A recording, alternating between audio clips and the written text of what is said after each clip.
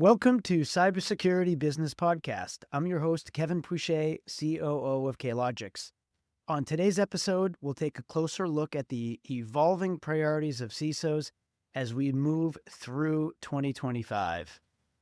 From new technologies to shifting business demands, security leaders are facing some of the most dynamic challenges we've ever seen. Fortunately, to break it all down, I'm joined by a friend and colleague, somebody who spends every day working along CISOs to help them navigate these challenges. Ryan Spelman, who's our Managing Director of Consulting here at K Logix. Ryan, welcome. Hey, thanks for having me, Kevin. It's awesome. I mean, as I was saying that intro, I can't believe we're talking about trends moving through 2025 and we're more than halfway through the year. Oh, yeah. I think that's just bananas. And, you know, we're recording this at the beginning of August and I can't believe it's the end of summer. At least here, we get a few more weeks until their kids go back to school. Ryan's in Orlando right now. Is that where you are, Ryan? Yep, and the kids go back to school next week, actually. So it's a busy time at the Spelman household, that's for sure. But it is crazy to think about. It's August, right? I mean, how much time has gone by and how much time is left? But there's a lot of great surveys that were done earlier this year, and I think the findings for them will keep carrying forward. Good. Well, one thing I hope to hear out of Ryan are food analogies throughout I this have one or podcast. two. Ryan loves his breaking down cybersecurity with very easy to understand food analogies, and who doesn't like a food analogy? So I'm hoping to hear some of these. I got a few. Don't worry. It's the thing that everybody can understand, right? Everybody's got to eat, so it makes sense. Everybody loves food. So before we dive into detail, Ryan, talk to us about what you're seeing in 2025 so far as the biggest trends shaping how CISOs approach cybersecurity. Well, Kevin, in our survey of CISOs that was done earlier this year, we talked to several dozen of them actually in the part of putting this research together. And we identified some key trends that are taking up a lot of attention. They are, and in no particular order, AI, identity, keeping pace with the business's needs from a security perspective, consolidation and optimization of tools, and awareness. So if you followed a research in the past, some of these may not be too surprising, but taken as a whole, this is a real shift in some of the things that we've seen since firewalls and phishing.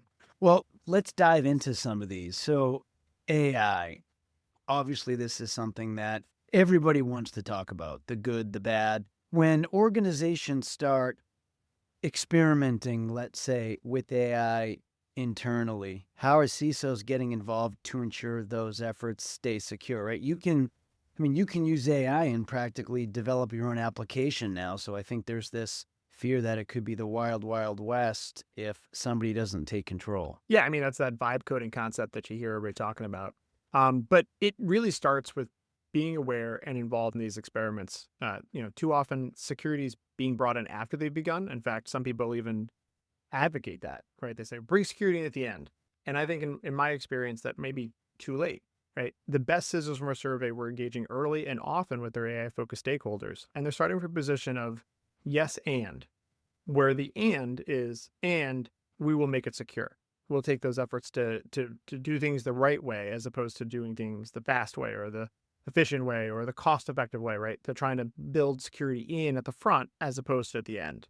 Man, I think information security professionals are now sounding like therapists, right? That's big in the therapy world. Don't use the word but, use the word and. Yeah, that's huge. I mean, digital therapy, right? Digital therapy. Well, talk about AI governance, Ryan. How are CISOs responded to new frameworks like the NIST AI RMF, and others? I know you're a big framework guy. What role should security play in shaping that strategy? I love me a good framework almost as much as I love a good food analogy. So there's a lot of talk on NIST AI risk management framework and its European counterpart, ISO 42001, right? These are popular frameworks that are being utilized to help organizations assess how they're doing with regards to AI. It's not really a matter of if, but when people start asking more and more about how are you aligning with these frameworks. We're already seeing chatter from clients. We're already having conversations with clients about this.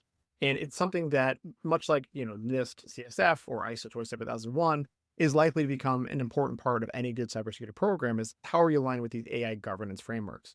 It's not I don't think there's firm requirements yet in the sense that like regulations, or there is Colorado dropped a regulation with a safe harbor for ISO or NIST AI. So I imagine there will be some more requirements or some more references in law. But I definitely am starting to see more customers asking their suppliers and partners, hey, if we're using you for AI, how are you aligning with these two standards? So it's definitely a matter of when, not if, these frameworks become an important part of any good CISO strategy. Who has the edge, Ryan, in this world of attackers that are leveraging AI, assuming defenders are intelligently leveraging AI as well? Is it a zero-sum game? You know, as I talk to some of my threat intel peers, they say, that the bad guys are using AI and they're getting frustrated with it. Same as corporations are getting frustrated. They're not seeing returns in their investments. So I think thinking of the nature of this business, the defender is going to get the better benefit of AI because AI is going to resolve a lot of these simple processes. Hey, reviewing logs or events, right? To free up time to focus on confirmed threats or going after things that they really need to be concerned about. Whereas for bad guys, the platforms aren't, well, they have guardrails installed to prevent things like, right, phishing emails and like, although they can be jailbroken, there's not a lot of resources available to them. And their process is a little bit more bespoke. So I think the edge is for the defenders right now using AI, but that's really because of the sort of purpose-built and tactical focus of the AI being utilized. As we start seeing agents appear in more places and doing more things for organizations, I don't think that's going to be the case. I think you're going to see a lot more focus in on, how can AI agents be compromised by bad guys? And that's going to open up a can of worms. We could talk about AI all day long, and sometimes I do, but let's move to what might not be grabbing headlines, but I think it's even more of a real world problem right now for CISOs, and that's what's old is new again, and that's identity. And specifically, identity sprawl being a huge challenge for CISOs. And maybe you can talk about that a little bit. Why is this a huge challenge and a huge topic right now, Ryan? Yeah, you hit it right on the head there. This is an old challenge that's come back, right? So I remember during COVID, it was identity is the new perimeter, right? Because all these users were getting, forcing them to log in from home. So people had to think about it. And they put together more controls around it, right? But I think the problem is identity is, and this is what we identify in our survey, is that this concept of identity sprawl, right? But I'll kind of step back a quick second here, because when we think about this, why is identity such a big deal? It's about the blast radius, right? What does a person have access to? How can they go laterally in an organization? What are the issues around it? If an account is compromised, if that identity isn't properly set up, properly managed, secured, right, that blast radius can get very big, very fast. So I think the reason why there's a return to focus with identity is partly due to AI, right? You have all these new identities with AI, but also partly because you have an awareness that if a compromise occurs on an individual, do I clearly understand what the full focus will be after the fact? And the answer for many of our CISO partners is no, I don't. And that's not a comfortable answer, which is why identity is coming back to the top. And is this partly have to do with just the increase in platforms and more so cloud services? Yeah, that's identity sprawl, right in the rip there, right? This is the spread of different identities, all the different user account systems, the applications. It's a huge deal for the biggest companies because it's not easy for them to mandate SSO across the planet. But even your mid-sized companies are struggling with those edge cases, or the business unit that's using some specialized tool or application that can't sync with Okta, or what have you, right? That's really the risk areas here, is that, I have radiation software that I need to use, and if there's no single sign-on, well, it has to plug in the internet, it's accessible to the internet. Now you effectively are at weak point that your identities are only secure as that one application because they're still using the same emails, still using the same account, still using information, but there's no special protections on it. And that's a real concern. So bringing this back to AI, with the flux of AI and all the non-human identities, looking forward, what do CISOs need to prepare for? Yeah, they need to prepare for more granular role and permission management, which is unfortunately a big part of why identity is hard, right? Understanding who should have what and why and how can it be maintained is difficult because everybody who works in an organization needs to have access to different pieces of information.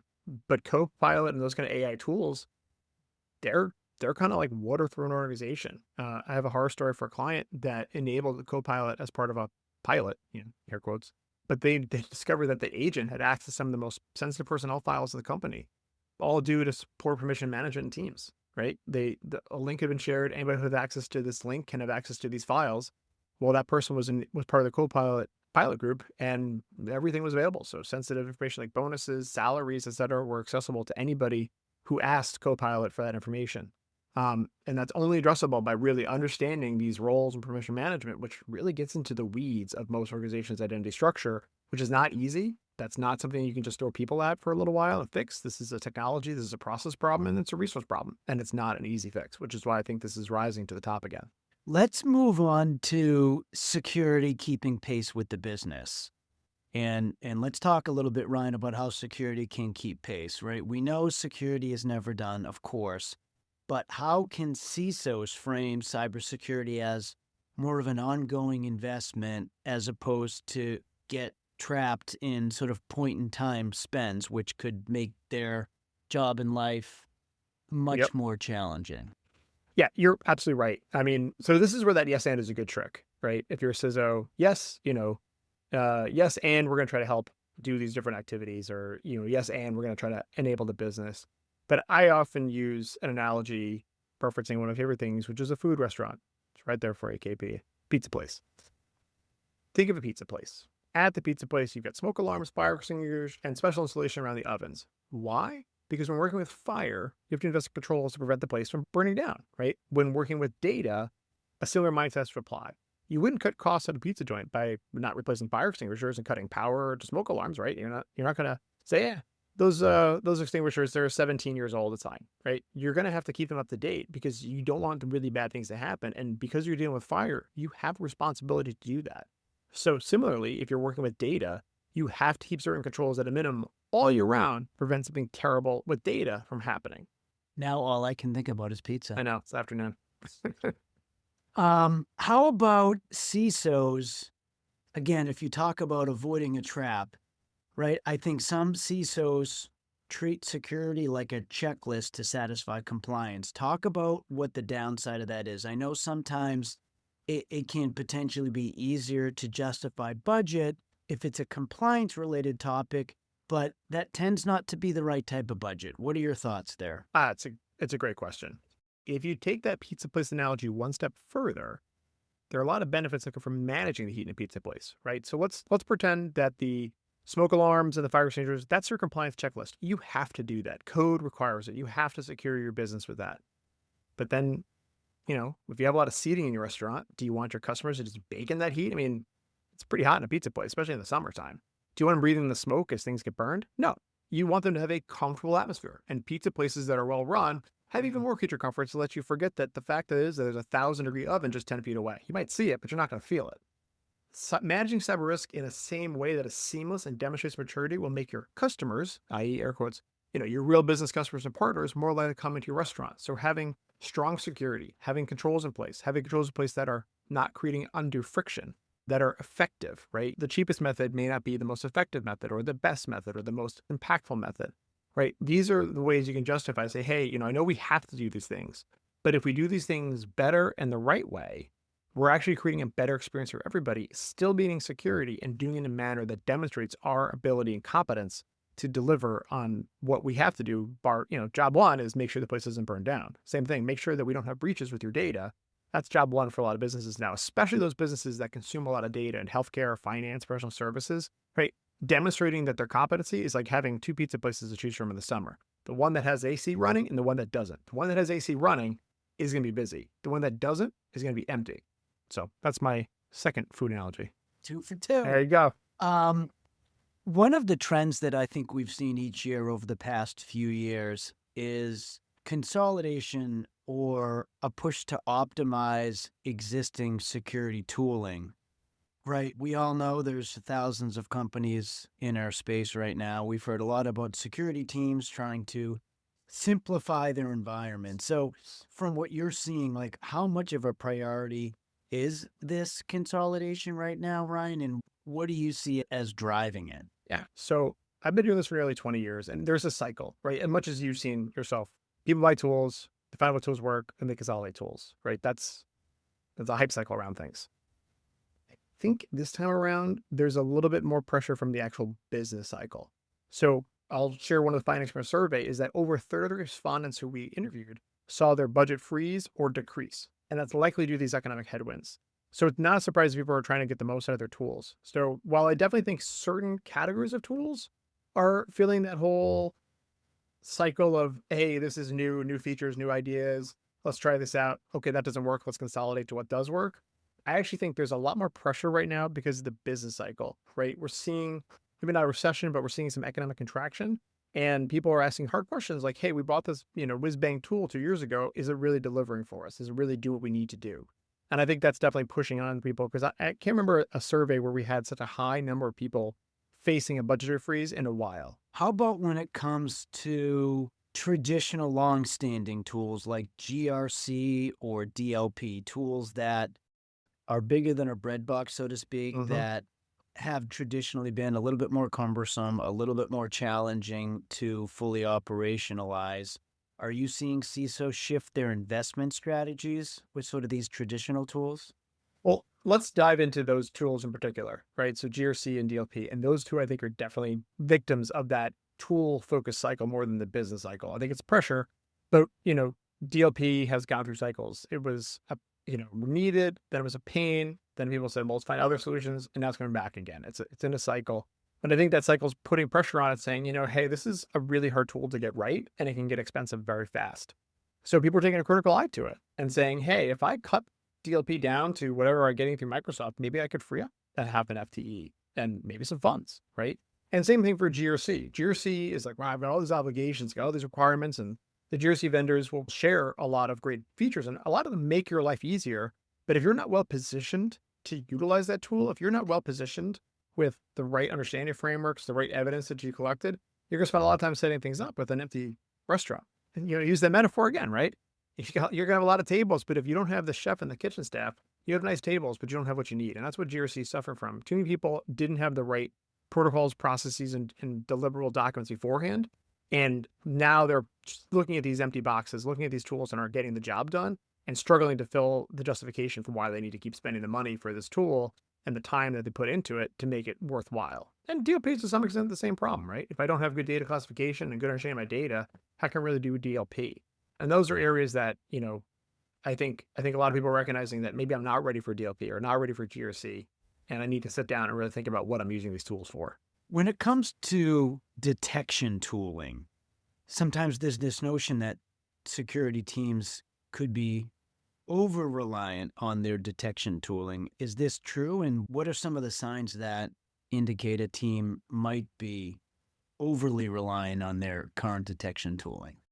Yeah, so I think there are some security teams that forget that what gets measured gets monitored, but there are things that are hard to measure that need monitoring. And that's where I think there's that fear about, am I over-reliant on my detection tooling, right? If I have, CrowdStrike everywhere, is it really protecting me? Yeah, it should be, right? Same for Sentinel-1, same for insert your detection tooling. But if you didn't have the package or you don't have the deployment that it covers your IoT devices or cloud applications, are you missing things, right? There's that famous study from World War II where the planes that came back, they noticed that the gunshots that hit the planes didn't seem to touch the engines. And they said, okay, we'll put armor everywhere but the engines. They didn't realize that, the engines that got shot were the ones that didn't come back, right? So if you're not seeing things, then you can't really say your detection is really covering it. And that's where I think there's a concern. All quiet here because we're not seeing signals and signatures, but bad guys are going to find those areas that are blind spots and exploit them. And that's where your real risks happen. I think that there's a feeling of, I'm not seeing everything I need to see, but I'm overly reliant on the tools I have to be confident that security is in place. Okay. The last trend I want to explore with you could be the most powerful. It's something that I've talked about before on more than one occasion on this podcast, and it's culture, awareness, and leadership. And I know, Ryan, you've spent part of your career traveling around the country talking to organizations about this exact topic. So talk for a few minutes about what it takes to build a culture that endures beyond just the latest threat or the existing compliance cycle. Yeah, it's exactly right. And I think there's an attitude, a lot of CISOs, that it's hard to get through, and it has been hard. It's hard to get people to care.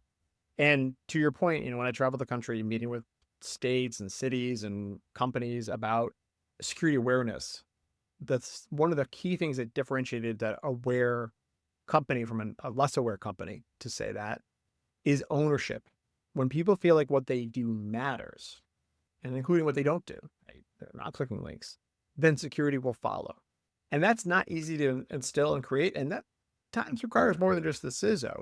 But when it's achieved, people are less likely to click links and less likely to fall prey to social engineering because they care.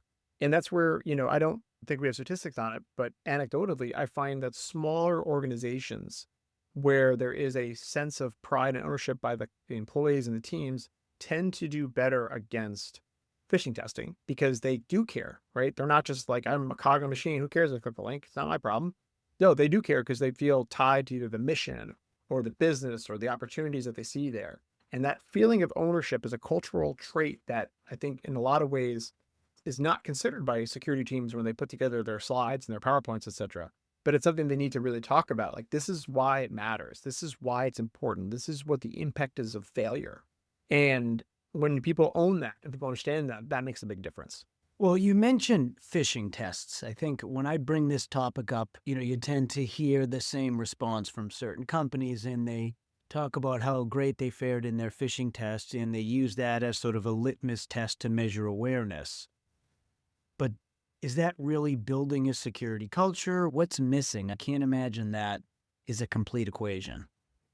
Yeah, we've been doing phishing testing for years, and it still is an effective technique for the bad guys, right? So I think, unfortunately, phishing testing leads people to just learning one mechanism, right?